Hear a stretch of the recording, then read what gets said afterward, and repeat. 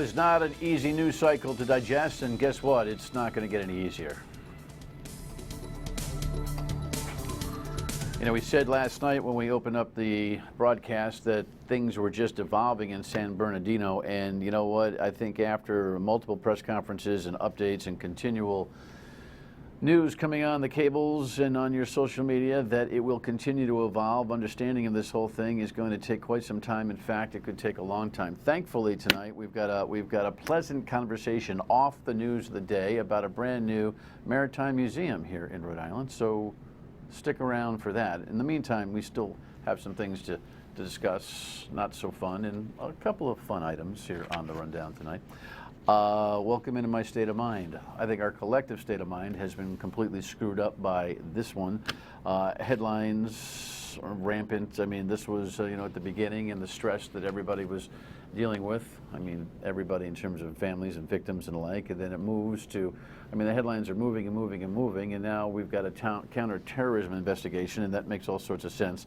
If you've been living under a rock, or you just don't want to paying attention, let me just play this piece and it'll give you some of the substance so far.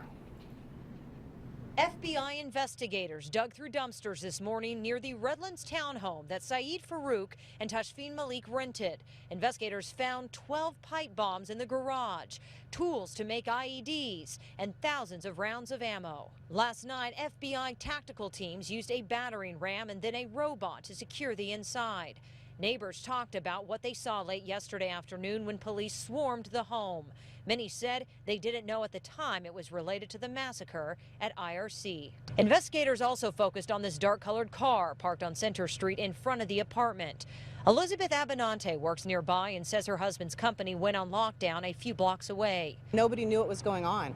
Come to find out, I guess they went right by his work, and the shooting happened, I guess, real close to there. Witnesses helped police track the couple to this home shortly after the rampage. A chase began and ended 3 miles away in a shootout between the heavily armed husband and wife and 23 officers. Cell phone video captured the barrage of gunfire, close to 380 rounds fired at the suspects. In the end, their bodies remained near their bullet-riddled SUV.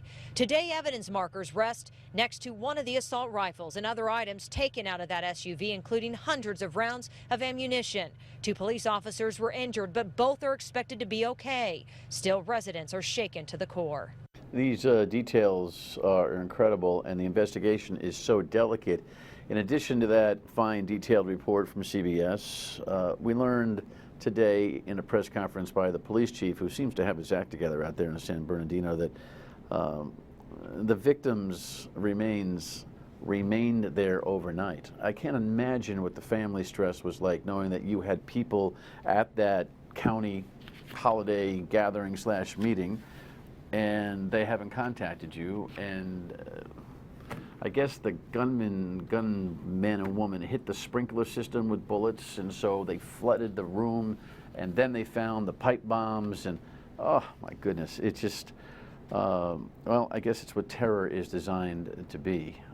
14 lost, up to 21 now injured, and hopefully that number hasn't increased by the time you've seen this show. Interestingly enough, last night, the CARE organization jumped right into it. It just felt like crisis management.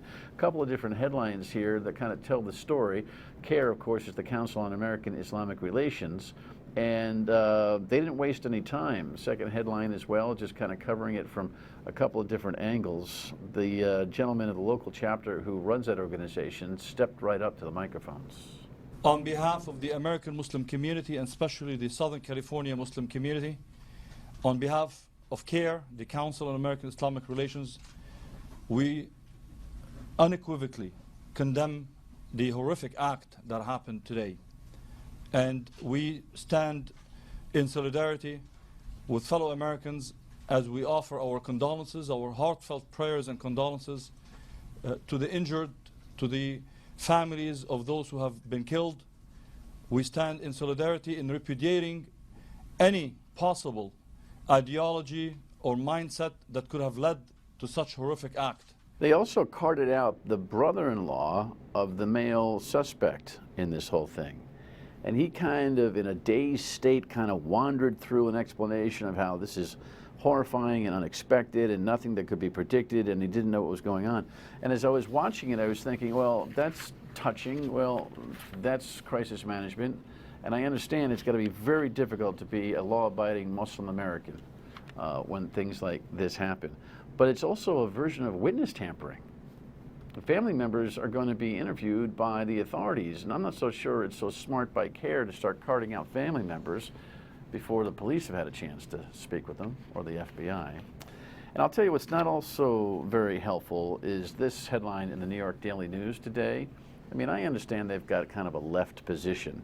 And I'm not big on the left-right ideological battles. I think they get in the way of constructive progress in this country.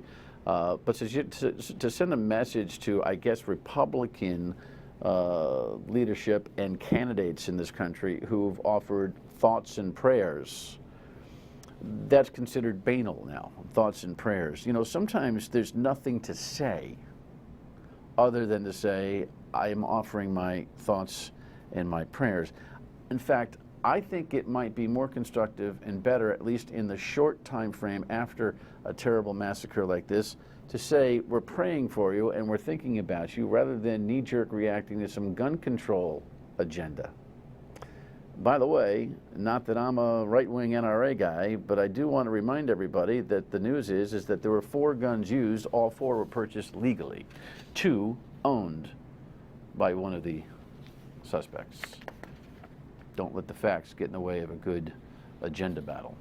Speaking of agenda battles, on a whole lot less serious matter, let's go to Rhode Island and take a look at this press release, which has generated a lot of aggravation, I guess, in the great state of Rhode Island. There's a little rift, I guess, between Republicans and the governor. I'm taking great pleasure in this one. This shows that we've got a pulse around here. The State of Rhode Island General Assembly News Agency put this press release out. You can pop it. I know it's hard to read unless you got a 72-inch screen. But Steve, throw it back up. This is from Brian Newberry, the minority leader, who's upset that there are 29 members who have been appointed to a committee to study education funding. Here's Brian. And there was no GOPs, no Republican representatives that were appointed. And he goes through the process of how he called the governor's office, and they said, well, check with the speaker. And the speaker, the Democrat, of course, Nick Mettiello, said, I don't got any problem with that. They can have a Republican on the committee. And he got no help. And he writes in this piece, delay followed delay with no answers. Finally, 39 days later, they refused without comment. This is bizarre behavior with only 2 explanations. Minority representation provides transparency, so the whole operation may be a sham with an ulterior motive. If so, current members ought to be resentful that their time is being wasted and their good names are being unwittingly used to provide cover for something. The other explanation is that the governor lives in a tone-deaf bubble with no care for public perception, and this is another in a long line of missteps, such as hiding the ball on her truck toll plan, fighting common sense public records requests, and generally trying to prevent public scrutiny of her actions. Frankly, I suspect it's a combination of both, which is the reason for her lowly 46% approval rating. I have 2 thoughts on this. One, it's nice to see the Republicans in this state have a pulse. I didn't know that Brian Newberry had it in him. And secondly, I don't think the governor's approval rating is that high. We should have them both in to talk about it. See if I can have them break bread together. All right. And finally, speaking of troublemakers, what is Cooley doing? Where's my notes on this? They're around here somewhere. I got them, I got more paperwork today. Cooley. What is he doing here? Now look, full disclosure, I am a paid member of the URI production team. I do the public address announcing at the Ryan Center. And, if I have to flip a coin, I'm a PC fan too, but on PC URI Day, I'm a URI guy. So anyway, Hurley last night, after he had a flat win over Holy Cross, played down the rivalry of the game coming up Saturday night at the dunk between these 2 teams. That's last year's video. Cooley, beats the tar out of Hartford, I guess, and he's downplaying the rivalry. By the way, these 2 coaches have some nerve playing down the rivalry. Everyone else thinks it's a rivalry. Just want you to know that. And then Cooley's got the unmitigated gall to suggest that this game should be played at the dunk. Always, and never be played at the Ryan Center. I would think and we love Cooley here, but I would think that them's fighting words.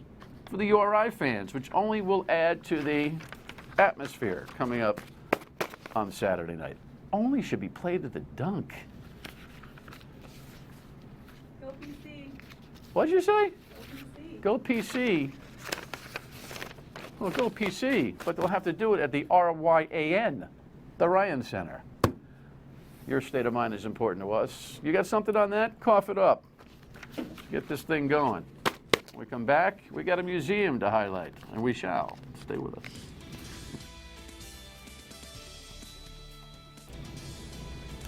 You know, sometimes we plug in some fun stuff on the calendar, and I don't care what the news cycle does to us. We're going to talk about our fun stuff, and this is one of them. Check out this headline. Steamship Museum with large collection opens in Rhode Island, and we have its executive director and publisher, Mr. Schulte, is here. Matthew, nice to have you. Thank you, Dan. Happy to be here. What do you think about Cooley and the right? Well, I did go to a Jesuit college undergrad. You do. I'm all for PC, but for God's sake, the Donkey's not the cathedral of basketball. The Ryan Center's got something going on. All right. All right. You've got a brand new project here in Rhode Island. Do people know about it yet? I mean, are they coming? Do they get it? The word's starting to get out. Yeah. I mean, we're getting more volunteers and drop-ins. We can always use a lot more. But this is an undertaking that's taken decades. Imagine people back in the 30s and 40s collecting photographs and artifacts and kind of hoarding them and holding on to them, and finally now, almost 80 years later, having a home to display these, to share, and to conduct research. People who, you know, it's funny. I'm not inclined. This is a character flaw. I'm not inclined to take a trip to a museum on my own volition. I'm not inclined to say, "Hey, we should go." But whenever I go to a really well put together one, I'm the one that's the last to leave, and I'm fascinated by it. So I got to come down and take a look. But I know that there's not pockets of people, there's a plethora of people watching the show who must be fascinated by this kind of stuff. And I think that they can actually help us, because what we're developing is a new vision, an evolutionary, if you will, kind of museum. Not really a museum that with exhibits and galleries in the traditional sense, but something that will evolve based on input and questions from people. So we have the typical artwork and photographs and information, but we know we need to be viable for the 21st century. So tell everybody where it is, how you got to where this whole thing has finally got to its big life now. Yeah, happy to do that. We're on Post Road on the old NEIT campus at 2500 Post Road. So right on the corridor of I-95 and Amtrak and TF Green. We're in their old former library building. It's about 8,000 square feet, and it's 2 levels. And we have exhibit space, we have archival space, we have probably the best ephemera or brochure collection for ocean liners and steamships in the country. And all these things, the question is, well, what are you going to do with this? And the answer to that is hopefully energize tomorrow's generation to looking and asking questions like, how did we get here? Where did this come from? And how do things work? In the old days of steam engines, you could look at it mechanically and physically understand what was happening. Okay, we're boiling something and it's creating steam and it's turning something mechanically. In today's world with, you know, I have iPhones and iPads and all that, and kids that teach me how to use them. I know the feeling. Yeah, but we hope to really energize folks so that they can see where they came from and the importance of maritime in today's world. What makes this museum different from others? We don't have the overhead that a lot of places have. We're small enough to be a conduit to other places and to have these resources around us. So we're a launching pad, if you will, to places like Mystic Seaport and Herreshoff and the little New England Wireless and Steam Museum, where they have the physical machinery and the actual ships that are sailing and mechanical items. So, but ours is to really connect dots and easily using today's internet and information, get the information out to the world. you obviously are passionate about this. You've been in this business for quite some time, right? You've been here 9 years in Rhode Island, but getting Right. to this place has not been easy, correct? I had a full thick head of hair when I started just a few years ago. But I was just thinking on the way in, 30 years I've been involved in nonprofits in one way or another. And I started out in business for 15 years and always volunteered. And then the last 15 years I've been employed in a couple of different nonprofits before coming here to Providence. But we love it here. And there's no better place than the Ocean State to talk maritime. I mean, we have the goods. We produce a fabulous magazine for people, and really we're poised to succeed now. Here's one of the magazines, right? Very slick. Hey, why don't we do this? We're going to take a break. We'll come back. We'll show you some of the stuff that's in the museum, and we'll have a little show and tell if you don't mind. Stay with us.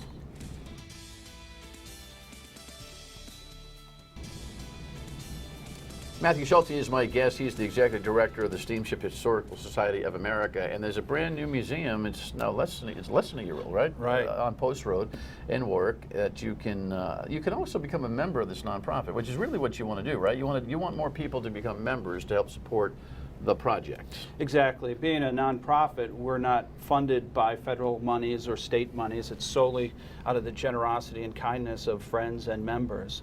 So we offer the magazine. It's a quarterly magazine, as well as the experience now of coming to the physical location. What's interesting is that it's the Steamship Historical Society of America, but it's here in Rhode Island. Yeah, and you know, with coreless manufacturing, So we are the capital of this. it's where it all nonprofit. started. The Industrial Revolution started here. That's where Right. the mills were. So, Okay. so it's a good segue into what we do. Now, if you want to become a member and get excited about this, there's a website for the Steamship Historical Society of America. Although we neglected to put it up on the screen, I just want you to hear this. It's sshsa.org. Just say it to yourself. Steamship Historical Society of America. Steamship would be the two S's, if you get that. We'll give it to you one more time. But show me what's in the museum. We've got some, can we have some show and tell here, Stephen? Just throw me some pictures. What's this thing? Well, we got the bells and whistles, so that's an example of one of the whistles that sailed along on the Hudson River steamer, either the Alexander Hamilton or the Robert Fulton, or one of these. I mean, people used to travel on the water, not just for fun, but to go from place A to B. So you could sail from New York City up to Albany, and they had regular steamers plying the river. And this is a great part of a collection that we have, the Hudson River Dayline collection, right here in Rhode Island. There's a bell. Hey, the bells and whistles. We have a few of those, but we have it down low so kids can go and ring that thing, and it's really loud because you know, museums need some sounds as well. Right. Glass plates, positives, negatives, prints. These are some examples about 100 years old that predated sort of slideshows. They were magic lantern shows. So the Vaterland there on the bottom was a ship that became the U.S. Line's Leviathan. We took it from Germany, First World War. So there's just great stories to see and learn about. We've got steamer trunks around. Instead of ropes hiding things or keeping people out, we encourage people to open up and look around and touch things. The space is also adaptable, so that has gallery space there now, but we can have functions there, receptions, and we can have school kids bop around and move into other places. It's cool. And areas. When people come, they're hands-on? They are, yeah. I mean, we have some things behind glass, but the idea is that they're not going to be there a real long time, so we want them to get in and absorb what's happening and to ask questions. They may want to know what it was like to come across as their great-grandparents did, you know, 100 years ago on third class, or we can help them find a photograph of the very ship. All right, here's a $1 million stupid question. Was the Titanic steam? Yeah. Obviously. And that's a movie, by the way, I cannot ever see again after the first time. Yeah. There's a couple of scenes in that movie that give me nightmares. Namely, the scene where the mom just gives up and just goes back into her berth with the kids in the water, and And that kept me up for months. It just hit me the wrong way, and it was just brutal. But what I'm fascinated about, it's been playing again on HBO, and I'll look at the timing. This is not the tough part, and I'll look at the ship. The amazing technology, even back then, that they built into that ship, incredible. Safety, it's a bad example of safety, obviously, but it's unbelievable how many ships plied our waters. I mean, Narragansett Bay was just clogged with all sorts of steamboats and later just engine power, etc. I mean, people got around, and they were opulent. Right here, Fall River Line, and all about the waterways. I mean, they had... Now, what is this ship we're looking at? Yeah, this is one of the Hudson River liners. So we had similar vessels like this right here, but this would be a ferry, a day excursion type vessel that would have open decks so that people could go from port to port up the Hudson River. And there is an effort underway now to bring a ship from Detroit, of all places, Columbia, back down to the Hudson. It's a 100-some-year-old ship, and actually, as a youngster, I sailed on that when it still was going. My grandparents Really? did. Yeah. How many steamships are operating on a commercial level? It depends how you count them and how you define them, but the most highly technical ships that are still sailing today are the Navy ships, and they're driven by steam. Now they got a nuclear reactor in their belly, but they're technically steamships. Really? Fewer and fewer, though, of the traditional Lakers and freighters and ocean are driven by steam. So most of them are diesel powered or some sort of turbine with gas as well. Is the technology just not up to the kind of speed and power we need? It's big, heavy, and labor intensive. So the external components, while quiet and smooth, took more people.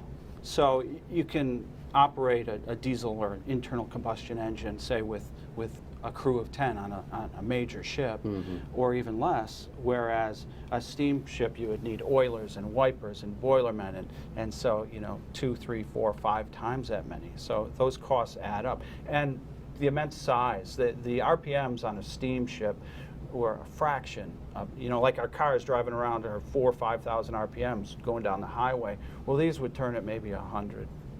So immense size, very smooth, and it was very romantic. It was an era where you could get on a boat here in Providence at 5 o'clock and have some wine, have a nice dinner, relax, listen to music, go into your cabin, and wake up the next morning in New York City. I'm guessing you give a presentation or two when you're at the museum, yes? We do, and we're happy to have people come.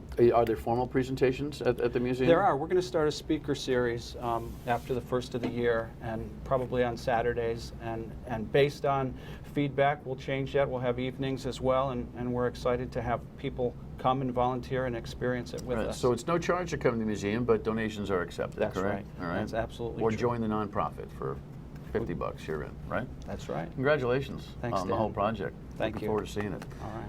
Last word when we come back. Stay with us.